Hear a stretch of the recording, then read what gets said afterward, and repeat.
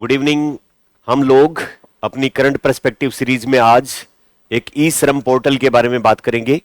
ये क्या है, क्यों बनाया गया, इसमें अभी आज के दिन इसकी क्यों बात हो रही है और इससे क्या फायदे होंगे, वो सारी बातें हम डिस्कस करेंगे एक एक करके। देखिए, ई श्रम पोर्टल जो है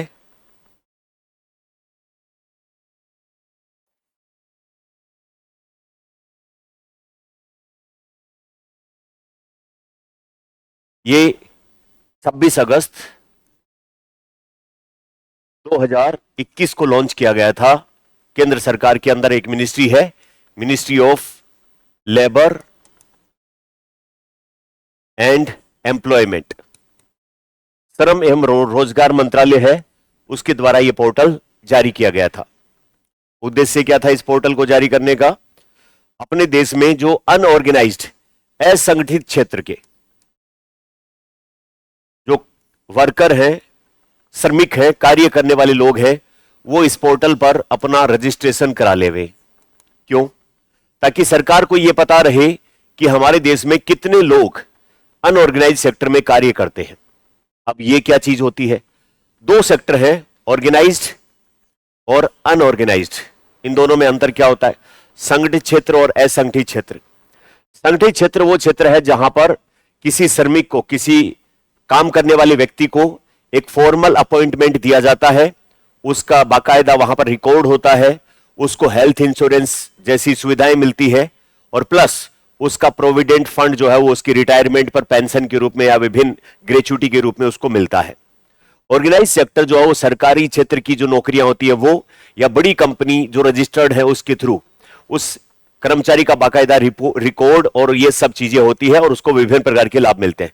ऑन द अदर हैंड, वो लोग जो अपने घर से काम करते हैं, वो लोग जो कंस्ट्रक्शन वर्कर हैं, वो लोग जो किसी ऐसी कंपनी में काम करते हैं जहां पर उनको रोजाना शाम को उनकी पैसे, तनख्वाह, दिहाड़ी, वेज मिल जाती है, महीने में मिल जाती है, बट उनका कोई कागज पत्तर कहीं पर भी किसी रिकॉर्ड में नहीं शामिल है, वो सारे लोग अनऑर्गेनाइज्ड वर्कर हैं। यानी कि कुल मिला के एक मोटा मोटी पहचान की जाए तो इनके लिए ईएसआईसी जो स्टेट के द्वारा जो वो एक तरीके से इंश्योरेंस को लेकर के या हेल्थ इंश्योरेंस को लेकर के जो स्कीम चलाई जाती है वो कॉर्पोरेशन उसमें रजिस्टर्ड है, और दूसरा EPFO, employ provident fund organisation, EPFO के अंदर जिनमें पेंशन, ग्रेच्युटी वगैरह मिलती है। तो इसके तहत जो व्यक्ति सुविधा का लाभ लेते हैं वो एक तरीके से कमोबेश ऑर्गेनाइज सेक्टर में आ जाते हैं, या जिनका रिकॉर्ड होता है।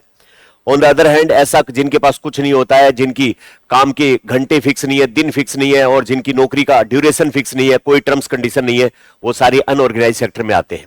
ठीक है, अब ये इन लोगों के पास तो बहुत सारी सुविधाएं होती है, लेकिन इन लोगों के पास जो है वो सामाजिक सुरक्षा, सोशल सिक्योरिटी वगैरह जैसी पेंशन, हेल्थ इंश्योरेंस, ऐसी कोई सुविधाएं नहीं होती। तो देश को पता तो रहे, सरकार को पता तो लगे कि कितने ऐसे लोग हैं जिनके पास ऐसी कोई सुविधा नहीं है, तो उनके लिए एक पोर्टल बनाया गया जिसका नाम ई श्रम पोर्टल रखा गया, और ये 26 अगस्त 2021 को लॉन्च किया गया। आज जो है वो 26 अगस्त वापस हो गई है और साल आ गया है 2026। तो इसका मतलब इस ई श्रम पोर्टल को 5 वर्ष हो गए हैं। 5 वर्ष पूरे होने के दौरान इसकी क्या उपलब्धियां रही, उसके ऊपर एग्जाम में अपने से सवाल पूछा जा सकता है। तो इस 5 वर्ष के दौरान इस ई श्रम पोर्टल के ऊपर क्या क्या चेंजेज आए और क्या क्या इस तरीके का इवोल्यूशन हुआ, उसके बारे में बात करें। तो जब ये 2021 में लॉन्च किया गया तो इसका उद्देश्य था अनऑर्गेनाइज सेक्टर के जो लोग हैं उनको रजिस्टर्ड किया जा सके। साल 2024 में इसमें एक्सपांशन किया गया और उन लोगों के रजिस्ट्रेशन के अलावा उन लोगों को सामाजिक सुरक्षा के तहत वो पात्र है या नहीं है, सरकार के द्वारा स्किल डेवलपमेंट प्रोग्राम चलाए जा रहे हैं, उस तरीके की चीजों के लिए पात्र है कि नहीं है, इस तरीके की 15 और सर्विसेज का लाभ उनको मिले, इसलिए उसको ई श्रम पोर्टल को वन स्टॉप सॉल्यूशन बनाया गया। क्योंकि सरकार के द्वारा जो इकोनॉमिक वीकर सेक्शन या आर्थिक रूप से कमजोर वर्ग है वो इसी तरीके के लोग होते हैं, और उनके लिए जो वेलफेयर के लिए जो पॉलिसी प्रोग्राम चलाए जाते हैं उनके लिए सही लाभार्थी की पहचान करना सबसे बड़ा संकट होता है।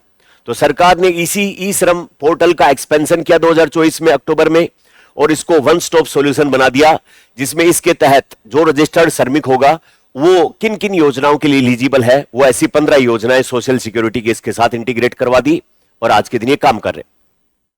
इससे फायदा क्या होगा? इससे फायदा यह होगा कि अपने देश में जो अनऑर्गेनाइज सेक्टर के श्रमिक हैं, माइग्रेटरी वर्कर हैं या फिर जिनको किसी भी प्रकार की सोशल सिक्योरिटी स्कीम का फायदा नहीं मिलता है, उनका डाटाबेस सरकार के पास ज्यादा बेहतर तरीके से उपलब्ध होगा और इनका जो है वो टारगेट बेस्ड पॉलिसी बनाई जा सकी है। दूसरा, इस ई श्रम पोर्टल के माध्यम से उन माइग्रेंट श्रमिक को भी फायदा होगा जो अपने राज्य से अलग किसी दूसरी जगह जाकर के किसी रोजगार की तलाश में अनऑर्गेनाइज सेक्टर में कार्य कर रहे होते हैं, या जो गिग वर्कर है या जो प्लेटफॉर्म वर्कर है, एक शब्द और है गिग वर्कर। इसी तरीके का काम जो है वो एक तरीके से अनऑर्गेनाइज सेक्टर में काम करने वाले वर्कर को गिग वर्कर कहा जाता है, और प्लेटफॉर्म वर्कर जो है वो होता है जिनको काम तो मिलता है, वो है तो अनऑर्गेनाइज सेक्टर का काम, लेकिन उनको ऑनलाइन किसी ऐप के माध्यम से मिलता है। गिग वर्कर वो है जिनको पर्सनल कॉन्टेक्ट या जिससे मजदूरों की खड़े होने की जगह वहां से कोई हायर करके ले जाए, या फिर किसी एक पर्टिकुलर जगह पर मजदूर मिलते हैं वहां से वो ले जाए, तो वो गिग वर्कर है। इसी प्रकार कोई जो है वो ऑनलाइन पोर्टल है जहां पर कि कहे कि मुझे 5 जो वो कंस्ट्रक्शन वर्कर की जरूरत है और वहां से वो उस काम पर चले जाए, तो वो प्लेटफॉर्म वर्कर कहलाते हैं। तो इन सब का रजिस्ट्रेशन इस ई श्रम पोर्टल के माध्यम से हो पाए और उनका ज्यादा बेहतर मैनेजमेंट हो पाए, उसके लिए है। अभी इसमें जो है वो लगभग 38 करोड़ के आसपास, मुझे ठीक से याद है तो 38-39 करोड़ के आसपास टोटल श्रमिक इस पोर्टल पे आ चुके हैं। अच्छी बात यह कि इसमें महिलाओं का प्रतिशत 54-55% के आसपास है, पुरुषों की जो है वो संख्या 45% के आसपास है। सबसे ज्यादा रजिस्ट्रेशन हुए हैं यूपी में, फिर बिहार में और फिर बंगाल में। तो इससे रिलेटेड कुछ सवाल बनते हैं और हम उनको देखते हैं क्या क्या बन सकते हैं। तो 26 अगस्त 2026 को इसके 5 साल पूरे हो गए हैं, 5 वर्ष पूरे हो गए हैं। शुरुआत हुई थी 26 अगस्त 2021 को श्रम और रोजगार मंत्रालय के द्वारा। इस पोर्टल को डेवलप किया एनआईसी, जो सरकार की जो एक तरीके की एजेंसी सेंटर है जो कंप्यूटर और इस तरीके का ऑनलाइन डिजिटल कार्य करती है, एनआईसी बोलते हैं इसको शॉर्ट में। भारत का जो भी वर्कर होगा इसमें आधार कार्ड के आधार पर उसका जो वो पहचान होगी और एक नेशनल डाटाबेस जो है वो अनऑर्गेनाइज सेक्टर के वर्कर का बनेगा। तो पहला इस तरीके का जो है वो अनऑर्गेनाइज सेक्टर का वर्कर का एक डाटाबेस जो आधार कार्ड उनके नंबर है उसके ऊपर आधारित है। इसमें जिस भी श्रमिक को रजिस्टर्ड किया जाता है उसको 12 नंबर का एक यूएएन यूनिवर्सल अकाउंट नंबर दिया जाता है, और एक बार जो होता है, कोई फीस वगैरह इसकी होती नहीं है। इसका उद्देश्य क्या है? असंगठित क्षेत्र के जो श्रमिक हैं उनका डाटाबेस तैयार करना, सोशल सिक्योरिटी की बेहतर डिलीवरी, अलग अलग स्कीम चलती है उनमें कौन किसके लिए पात्र है, उनको आपस में कनेक्ट करवा के ज्यादा बेहतर पॉलिसी मेकिंग की जा सकती है। प्रवासी जो श्रमिक है उनके लिए फायदा, किसी राज्य में जो है वो श्रमिक काम कर रहे हैं और वहां पर मान लो फ्लड आ गई, बीमारी फैल गई, महामारी फैल गई, तो उन लोगों को सुनिश्चित तौर पर डायरेक्ट बेनिफिट ट्रांसफर दिया जा सके, तो उसके लिए एक सटीक पहचान और उसमें फिर एविडेंस बेस्ड पॉलिसी, यानी कि किस क्षेत्र में कितने लोगों की गरीबी है, कितनों का डेली एवरेज जो है उससे सामान्य इनकम से कम है, उन सब के लिए ये काम कर सकते हैं। तो असंगठित क्षेत्र जो है उसमें कौन कौन शामिल होते हैं? घर से काम करने वाले, सेल्फ एम्प्लॉयड, असंगठित क्षेत्र में काम करने वाले, जनरली जिनका ईएसआईसी और ईपीएफओ में, ईपीएफओ यानी कि पेंशन और प्रोविडेंट फंड, और ईएसआईसी यानी कि हेल्थ और इंश्योरेंस से संबंधित, इन दोनों में जिसका कहीं पर कोई अकाउंट या इनके मेंबर नहीं है, उन लोगों को ये अनऑर्गेनाइज सेक्टर माना जाता है। 2024 में इसमें और ज्यादा बढ़ाया गया और 15 सोशल सिक्योरिटी की स्कीम इसके अंदर ऐड और की जा सकी। मतलब ये ई श्रम पोर्टल केवल श्रमिक है उनके रजिस्ट्रेशन का मंच नहीं बचा, वो किन किन योजनाओं के लिए पात्र हैं वो सारी चीजें भी इसमें साथ में की जाने लगी। अब उससे जो है वो स्किल वगैरह प्रदान करे, और अभी एक और काम और किया है इस पोर्टल के साथ में, भासी ने नाम की जो अपना एआई का लैंग्वेज आधारित मॉडल है उसको इंटीग्रेट कर दिया, ताकि जो श्रमिक है उनको सिर्फ इंग्लिश या हिंदी में नहीं, अपनी लोकल लैंग्वेज में भी उनको इसके ऊपर रजिस्ट्रेशन वगैरह कराने में सुविधा हो। तो 22 भाषाओं में ये पोर्टल के ऊपर अब ये सुविधा उपलब्ध है। अब इसमें जो है वो ई श्रम के लिए किसकी एलिजिबिलिटी है? कोई भी भारत का नागरिक जिसकी 16 साल से ज्यादा आयु हो, एसएनटी क्षेत्र में काम करता है, इनकम टैक्स नहीं देता, ईपीएफओ और ईएसआईसी का मेंबर नहीं है, ये 4 शर्तें जो पूरी करता है वो कोई भी व्यक्ति इस ई श्रम पर पोर्टल कर सकता है। तो कितने लोगों ने अभी तक 18 अगस्त तक का डाटा अपने पास है? लगभग 31.89 यानी कि 32 करोड़ के आसपास लोगों ने अभी तक रजिस्ट्रेशन करवा लिया।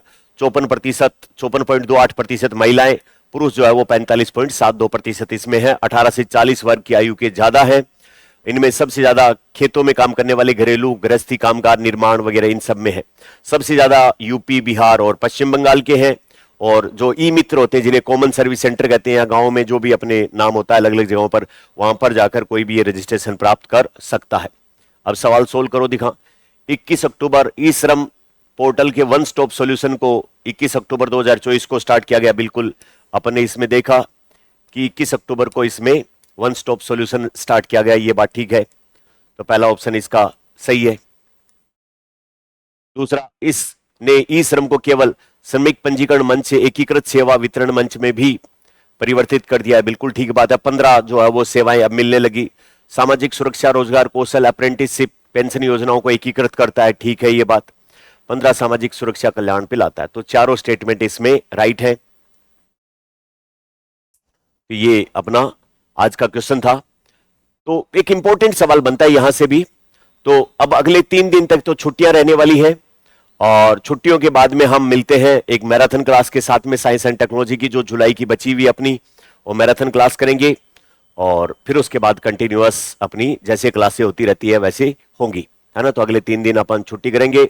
आप भी खूब सारी एंजॉय करो, गाँव में जाओ, घूमो फिरो, पढ़ाई वढ़ाई जो छुट्टियों के बाद करना है, ज्यादा तनाव लेना नहीं है। Thank you very much.